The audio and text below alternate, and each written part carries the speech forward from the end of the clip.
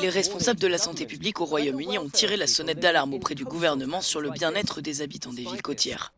Malgré le beau paysage, ils sont plus susceptibles de souffrir d'une maladie chronique ou mentale, avec une espérance de vie plus courte. À moins que le gouvernement ne développe une stratégie pour résoudre les problèmes de ces communautés balnéaires, les conséquences ne feront qu'empirer selon les experts. Beaucoup d'entre nous rêvent de vivre au bord de la mer. Mais avec la pandémie, les villes côtières d'Angleterre sont délaissées. Les industries traditionnelles comme la pêche ou le tourisme disparaissent.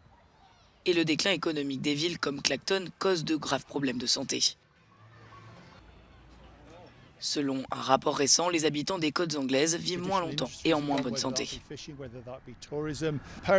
Les parents en particulier sont inquiets pour leurs enfants, parce que leurs enfants devront déménager de Clacton s'ils veulent trouver du travail ou avoir un travail assez mal payé sur place.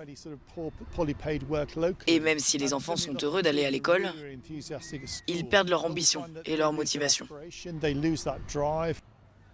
Clacton est la deuxième ville du Royaume-Uni où les habitants souffrent le plus de problèmes de santé mentale.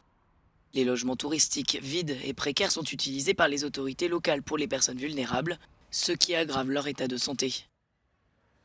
Selon le rapport, l'incidence des maladies cardiaques et rénales dans ces villes est 10% plus élevée que la moyenne nationale, et ils ont proportionnellement moins de docteurs ici pour les soigner.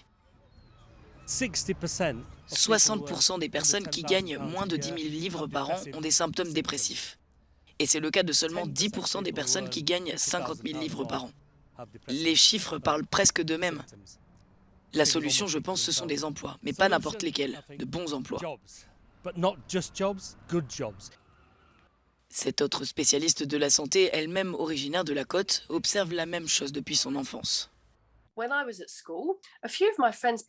Quand j'étais à l'école, quelques-uns de mes amis sont devenus enseignants, mais peu de gens sont allés à l'université.